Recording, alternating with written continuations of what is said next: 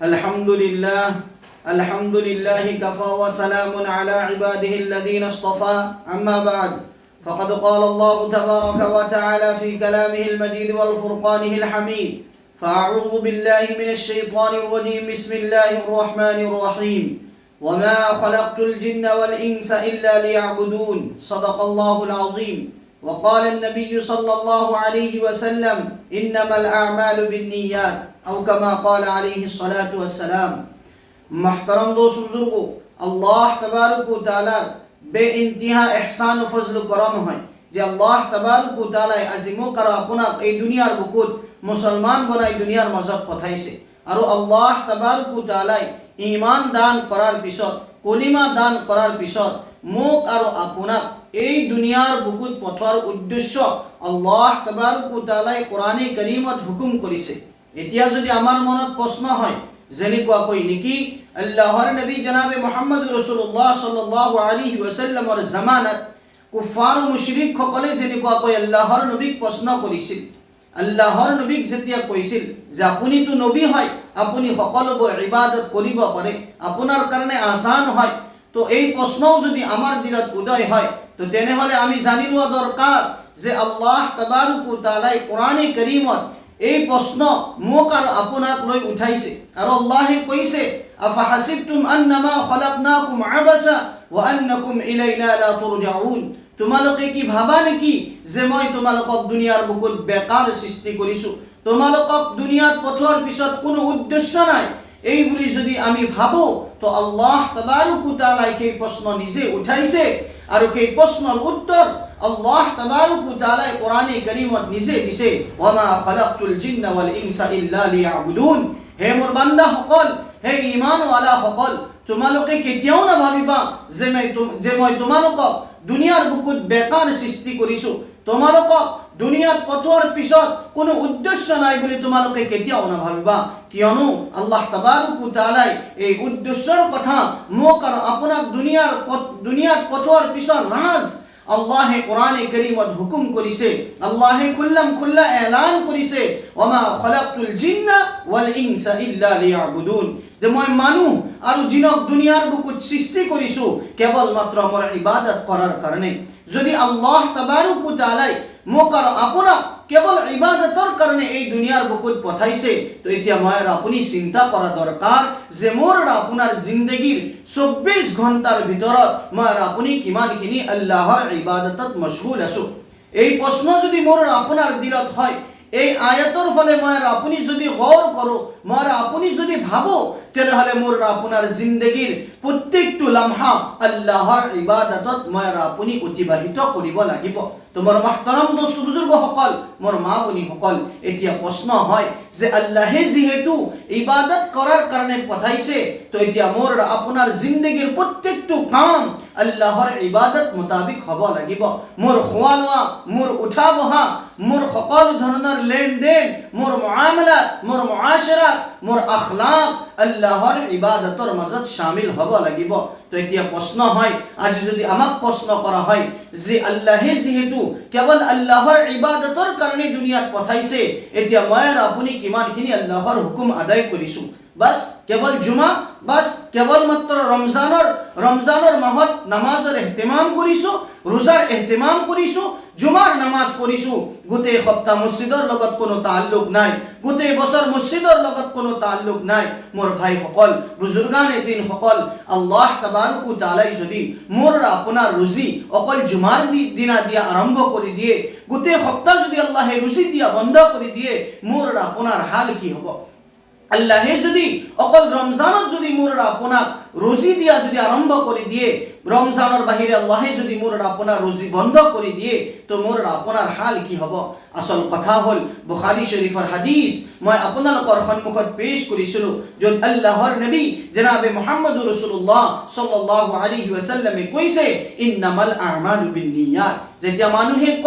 মানুহে কব পাৰে যে আল্লাহে তৌফিক দিলে নিশ্চয় আমি কি কৰিম আল্লাহৰ হুকুম আদায় কৰিম মোৰ বুজুৰ্গানে দিন সকল মোৰ ভাই বনি সকল সকল না না আল্লাহৰ হুকুম নহয় বলকে আল্লাহ তাবাৰক ওয়া তাআলা এইটো মোক আৰু আপোনাৰ ওপৰত আল্লাহে মুকাল্লাফ কৰি দিছে এতিয়া মিসাল হিচাপে আমাৰ উলামা সকলে কয় এজন মানুহে জুমা কিয় আদায় কৰিব পাৰে এজন মানুহে ঈদৰ দিনা নামাজ কিয় আদায় কৰিব পাৰে সেইজন মানুহৰটো ঈদৰ দিনাও সেই একেই কাম থাকে সেইজন মানুহৰ দোকানটো সেই ঈদৰ দিনাও जुमार दिनों के एके दुकान एके बिजनेस एके तिजारत एके खेती बाती एके घर परियाल एके संसार तार पिछतो एजन मानुहे যদি जुमार कारणे मस्जिदत যাব পারে সেইজন মানুহে ফজৰত কিয় মসজিদত যাব নোৱাৰে ইয়াৰ কাৰণ হল ইয়াৰ আসল কাৰণ উলামা সকলে লিখিছে উলামা সকলে বয়ান কৰিছে যিজন মানুহে जुमार নামাজৰ আদায়গী কৰে সেইজন মানুহে जुमार আগৰ দিনা ৰাতি যেতিয়া টোপনি মাৰে ৰাতি যেতিয়া শুৱে কি নিয়ত কৰি শুৱে যে অহা কালিটো জুমা হয় মই জুমাৰ নামাজ আদায় কৰিব লাগিব আৰু সেই নিয়ত কৰাৰ কাৰণে আল্লাহ তাবাৰক ওয়া তাআলা সেইজন ব্যক্তিক সকলো মশগুলিয়ত সকলো মসৰুফিয়ত থাকাৰ পিছতো সেইজন ব্যক্তিক আল্লাহ তাবাৰক ওয়া তাআলা জুমাৰ নামাজত তেওঁ কি কৰি দিয়ে হাজিৰ কৰি দিয়ে যাৰ কাৰণে সেই দোকান এৰি সেই বিজনেস এৰি সেই খেতি বাড়ি এৰি সেইজন মানুহ जुमार दिना अल्लाहर घरत हाजिर হৈ যোৱাটো তেওঁৰ কাৰণে আসান হৈ যায় মোৰ বুজুৰ্গানে দিন সকল এতিয়া মই আৰু আপুনি আকৌ সেই জুমাত যেতিয়া নিয়ত কৰো আল্লাহে মোক আৰু আপোনাক জুমাত আল্লাহৰ ঘৰত লৈ যায় জুমাৰ নামাজৰ পিছত কিছুমানে আমাৰ ভিতৰৰে কিছুমানে আকৌ সেই মসজিদৰ ভিতৰতে নিয়ত কৰি আহে যে আজিৰ জুমাটো যেনে তেনে আদায় কৰিলো আকৌ অহা জুমা আদায় কৰিব লাগিব যাৰ ফলত সেইজন ব্যক্তিক আল্লাহ তাবাৰক ওয়া তাআলা গোটেই জুমাৰ ভিতৰত মসজিদত অহাৰ তৌফিক নিদিয়ে আৰু সেই আকৌ আগৰ জুমাৰ দিনা সেইজন ব্যক্তিক আল্লাহ তাবাৰক ওয়া তাআলা মসজিদত অহাৰ তৌফিক দান কৰে তোমাৰ বুজুৰ্গানে দিন সকল ইয়াৰ আসল কাৰণ হৈছে যে আমি যে আজি মসজিদত আহিব পৰা নাই আজি যে আমি আল্লাহৰ ঘৰত আহিব পৰা নাই আমি যে সপ্তাহত এদিন আহিব পাৰিছো ৰোজানা 5 ওয়াক্ত নামাজৰ কাৰণে যে আমি মসজিদত আহিব পৰা নাই ইয়াৰ আসল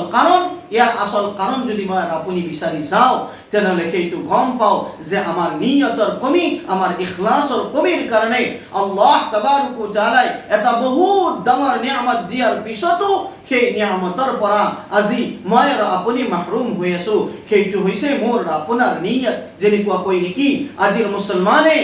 মুছলমানৰ কাৰণে ফজৰৰ নামাজ আদায় কৰা বহুত মুশকিল হৈ গৈছে কিন্তু সেই একে মুছলমান যিদিনা ঈদৰ দিনা হয় ঈদৰ দিনা ৰাতিপুৱা যেনেকুৱা কৈ নেকি মসজিদত ফজৰৰ নামাজত যদি আমি আমাৰ মসজিদৰ হাল আমাৰ মসজিদৰ হকিকত যদি চাব যাও আমি দেখা পাম আমাৰ মসজিদৰ হাল হকিকত এনেকুৱা যে আমাৰ মসজিদ ঈদৰ দিনা ৰাতিপুৱা ফজৰৰ সময়ত জুমাৰ নিচিনা ভৰি পৰি যায় ইয়াৰ কাৰণ কি সেইদিনা ফজৰতো ঠাণ্ডা আছিলে সেইদিনাও তো ঠাণ্ডা পানীৰে উজু কৰিব লাগিছিল উজু কৰিছে আৰু উজু কৰি মসজিদত আহিছে সেইদিনা যদি ফজৰত আহিব পাৰিছে গোটেই বছৰটো ফজৰত কিয় আহিব পৰা নাই ইয়াৰ কাৰণ হল আমি যেতিয়া ৰাতি টোপনি মাৰিছো আমি নিয়ত কৰিছো যে অহা কালিটো ঈদৰ দিন হয় অহা কালি মই ঈদৰ নামাজ আদায় কৰিব লাগিব